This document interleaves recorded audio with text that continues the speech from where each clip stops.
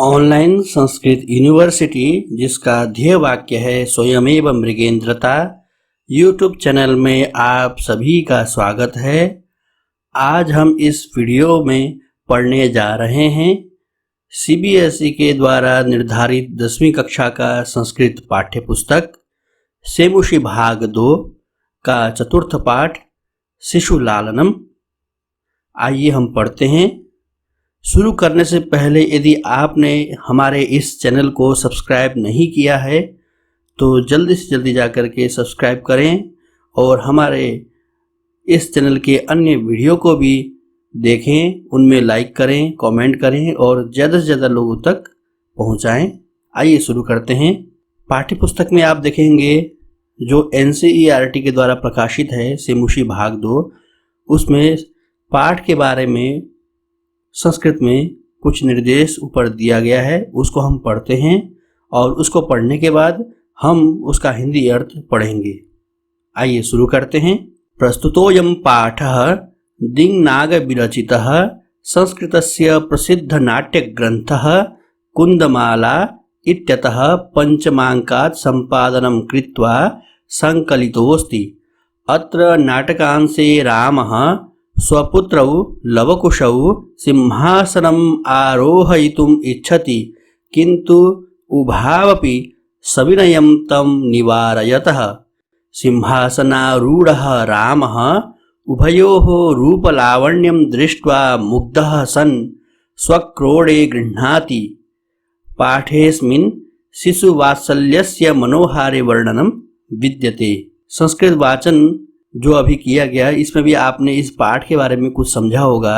जैसे इस पाठ के लेखक हैं दिङ्नाग और उनकी जो रचना है कुंदमाला, इसके पंचम अंक से संपादन करके लिया गया है। यहाँ पर राम अपने दोनों पुत्रों को अपने सिंहासन में बिठाना चाहते हैं, लेकिन वे जो है मना करते हैं और सिंहासन में बैठे राम जो है उनके रूप लावण्य को देख करके मोहित होकर के अपने गोद में ग्रहण करते हैं, अपने बाहु में ग्रहण करते हैं।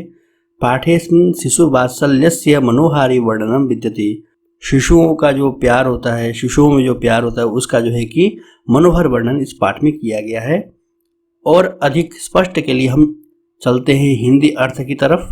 यह पाठ संस्कृत वाङ्मय के प्रसिद्ध नाटक कुंदमाला के पंचम अंक से संपादित कर लिया गया है।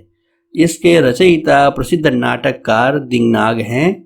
इस नाटकांश में राम कुश और लव को सिंहासन पर बैठाना चाहते हैं, किंतु वे दोनों अति शालीनता पूर्वक मना करते हैं।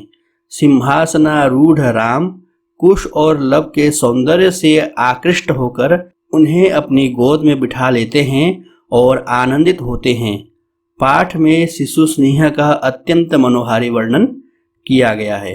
रामायण के नायक श्री राम का पुत्र वात्सल्य एवं सीता के प्रति अनुपम अनुराग यहाँ परिलक्षित हो रहा है। लव कुश के प्रति राम की स्वाभाविक प्रीति रह रह कर प्रस्फुटित हो रही है और पुत्रों को गोद में बिठाकर राम द्वारा उन्हें दुलार देना अतीव मनोहारी बन पड़ा है। यहाँ रामायण के रचयिता आदि कवि वाल्मीकि की और लवकुश द्वारा वर्णित विष्णु कथा की प्रशंसा करने के साथ साथ इसे पढ़ने और सुनने वाले को भी आनंदित एवं पवित्र करने की सामर्थ्य का वर्णन करके इसे अलौकिक महत्व प्रदान किया गया है। पाठ का शीर्षक है शिशु लालनम। इसमें दो शब्द हैं, शिशु और लालनम, और इन दोनों शब्दों में समास होकर के एक शब्द बना है शिशु लालनम।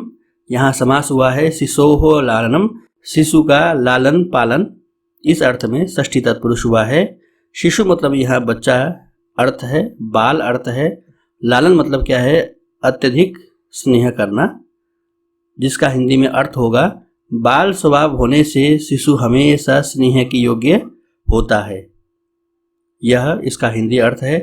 अब हम चलते हैं इस पाठ के संस्कृत मूल पंक्तियों के वाचन की तरफ। वाचन करने से पहले यहाँ पर जो हम शब्द संस्कृत में पढ़ने जा रहे हैं उनका क्या अर्थ होता है, हिंदी में उसका क्या अर्थ होता है, संस्कृत में पर्यायवाची शब्द क्या है, अंग्रेजी में क्या अर्थ है, इसके स्पष्टता के लिए, इसको समझने के लिए पाठ के मूल वाचन से पहले हम पाठ में दिए गए शब्दार्थों का हम यहाँ पर वाचन करेंगे, पढ़ेंगे और समझेंगे कि कौन से शब्द का संस्कृत में दूसरा पर्यायवाची शब्द होता है और उस शब्द का हिंदी में क्या अर्थ होता है और अंग्रेजी में क्या अर्थ होता है। उसके बाद हम आकर के यहाँ पर वाचन करेंगे। जैसे कंठाश्लेषस्य है, परिष्वज्य है, कुछ ऐसे शब्द हैं जिनका हमें हिंदी में अर्थ अवश्य समझना चाहिए। तो आइए सबसे पहले हम चलते हैं, शब्दार्थों को देखते हैं और शब्दार्थों को पढ़ते हैं। आपके समक्ष हैं शब्दार्थाः। यहाँ पर इस लाइन में संस्कृत में पाठ में आए हुए शब्द दिए गए हैं, जो हमारे पाठ में आए हुए हैं उनके पर्यायवाची शब्द यहाँ पर दिए गए हैं और उनके हिंदी अर्थ यहाँ दिए गए हैं और अंग्रेजी अर्थ यहाँ दिए गए हैं। इसको हम पढ़ते हैं और समझते हैं कि कौन कौन से संस्कृत शब्द हम अपने पाठ में पढ़ेंगे और उनका पर्यायवाची शब्द क्या होता है, हिंदी में उसका क्या अर्थ है और अंग्रेजी में भी क्या अर्थ है। सबसे पहला शब्द है पितामहः। पितुः पिता पर्यायवाची शब्द है। पिता के पिता हिंदी में अर्थ है, आंग्ल अर्थ है ग्रैंडफादर।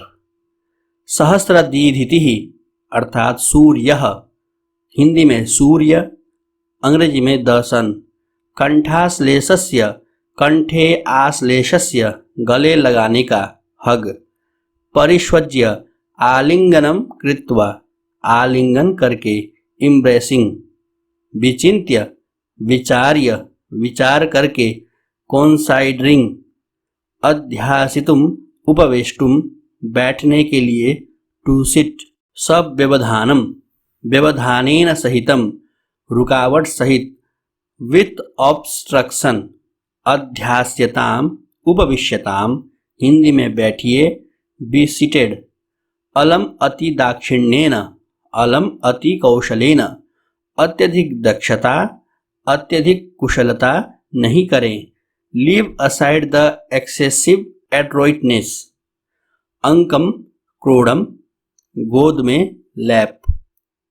हिमकरः, चंद्रः, चंद्रमा, द मून। पशुपतिः, शिवः, शिव, लॉर्ड शिवा। केतकछदत्वम, केतकस्य छदत्वम, केतकी अर्थात केवड़े के पुष्प से बनी मस्तक की शोभा। Crown made of the screw flower. स्वगतम, संस्कृत में पर्यायवाची शब्द है आत्मगतम, हिंदी में मन ही मन, अंग्रेजी में इनर सेल्फ। समानाभिजनौ, समान कुलोत्पन्नौ, हिंदी में एक कुल में पैदा होने वाले, belonging to the same family chain. समृद्धौ, संजातौ, हो गए, बोथ बिकेम।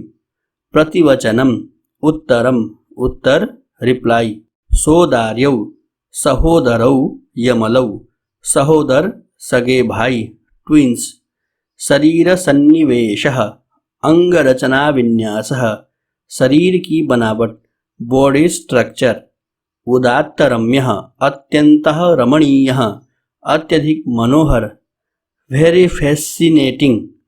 समुदाचारः, शिष्टाचारः, शिष्टाचार, गुड एटिक्वेट। उपनयनोपदेशेन, उपनयनस्य उपदेशेन, उपनयन संस्कार दीक्षया, हिंदी में अर्थ है उपनयन की दीक्षा के कारण। अंग्रेजी में by giving the teaching of sacred thread ceremony.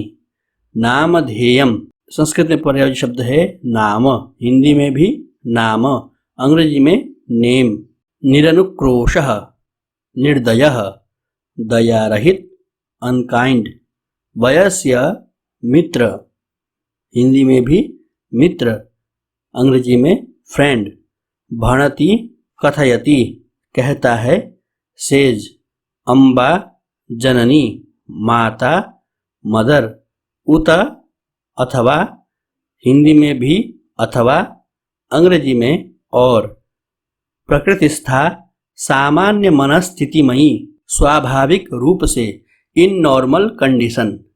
अधिक्षिपति, अधिक्षेपम करोति, फटकारती है, स्नप्स।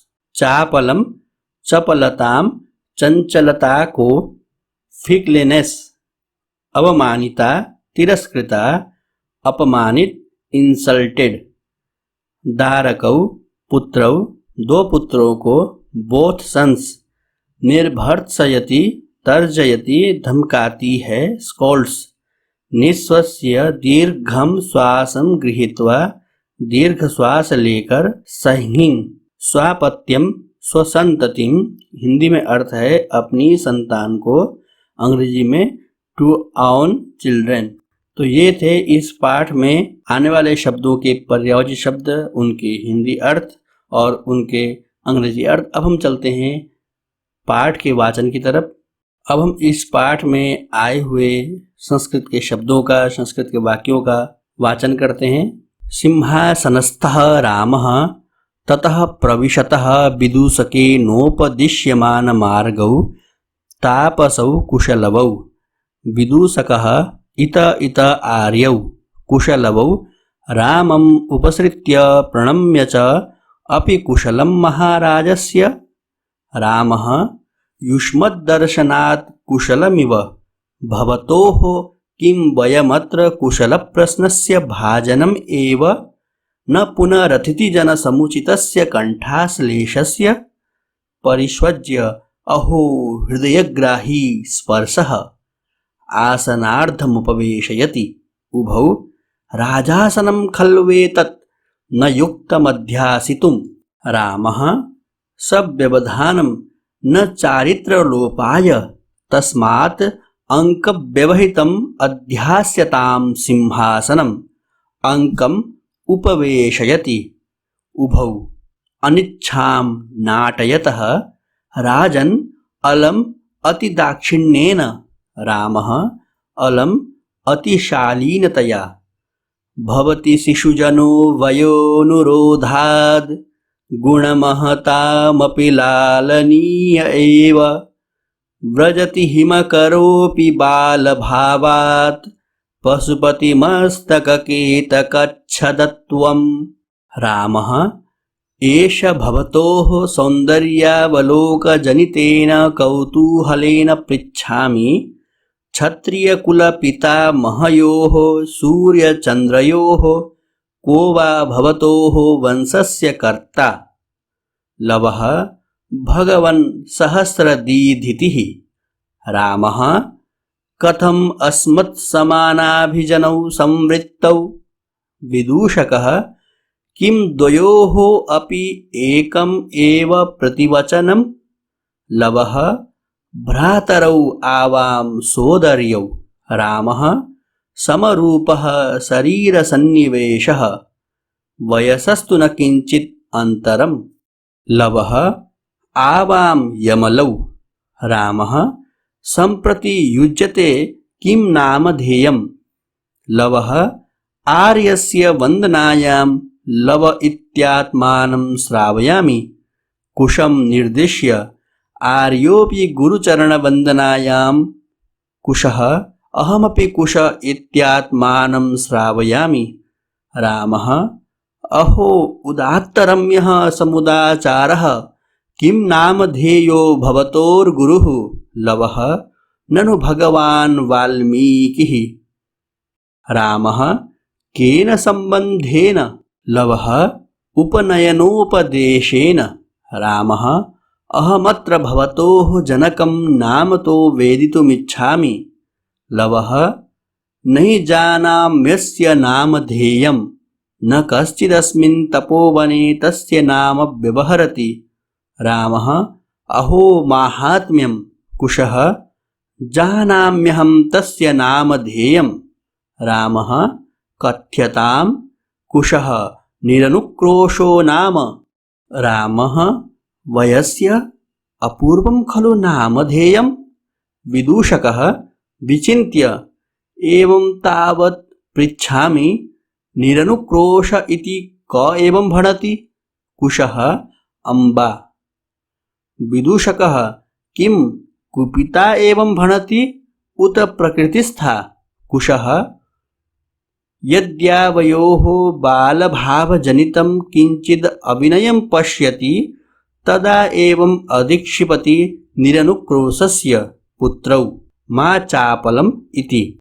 विदूषकः एतयोर्यदि पितुः निरनुक्रोश इति नामधेयम् एतयोर्जननी तेनावमानिता निर्वासिता एतेन वचनेन दारकौ निर्भर्त्सयति रामः स्वगतं धिङ् माम् एवं भूतं सा तपस्विनी मत्कृतेनापराधेन स्वापत्यमेवं मन्युगर्भैरक्षरैर्निर्भर्त्सयति स बाष्पम् अवलोकयति रामः अतिदीर्घः प्रवासोऽयं दारुणश्च विदूषकमवलोक्य जनान्तिकम् कुतूहलेनाविष्टो मातरम् अनयोर्नामतो वेदितुमिच्छामि न युक्तं च स्त्रीगतम् अनुयोक्तुं विशेषतस्तपोवने तत्कोत्राभ्युपायः विदूषकः जनान्तिकम् अहं पुनः पृच्छामि प्रकाशं किं नामधेया युवयोर्जननी लवः तस्याः द्वे नामनि विदूषकः कथमिव लवः तपोवनवासिनो देवीति नाम्नाह्वयन्ति भगवान् वाल्मीकिर्वधूरिति रामः अपि च इतस्तावद्वयस्य मुहूर्तमात्रं विदूषकः उपसृत्य आज्ञापयतु भवान् रामः अपि कुमारयोरनयोरस्माकं च सर्वथा समरूपः कुटुम्बवृत्तान्तः नेपथ्ये इयती वेला सञ्जाता रामायणगानस्य नियोगः किमर्थं न विधीयते उभौ राजन् उपाध्यायदूतः अस्मान् त्वरयति रामः मयापि सम्माननीय एव मुनिनियोगः तथा हि भवन्तौ गायन्तौ कविरपि पुराणो व्रतनिधिर्गिरां सन्दर्भोऽयं प्रथममवतीर्णो वसुमतीं कथा चेयं श्लाघ्या सरसिरुहनाभस्य नियतम् पुनाति श्रोतारं रमयति च सोऽयं परिकरः वयस्य अपूर्वोऽयं मानवानां सरस्वत्यवतारः तदहं सुहृज्जनसाधारणं श्रोतुमिच्छामि सन्निधीयन्तां सभासदः प्रेष्यताम् अस्मत् अन्तिकं सौमित्रिः अहम् अपि एतयोश्चिरासनपरिखेदं विहरणं कृत्वा अपनयामि इति निष्क्रांताः सर्वे। यथा आप सभी के समक्ष चतुर्थ पाठ शिशुलालनम का मूल पाठ जो मूल पंक्तियां हैं संस्कृत में उनका वाचन। अब हम इन पंक्तियों का हिंदी अर्थ समझेंगे और कथा को समझेंगे, नाटक को समझेंगे कि ये क्या कहने जा रहे हैं।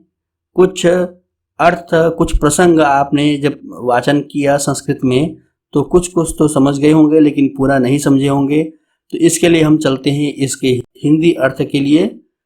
प्रत्येक पंक्तियों का प्रत्येक वाक्यों का हमने हिंदी अर्थ किया गया है।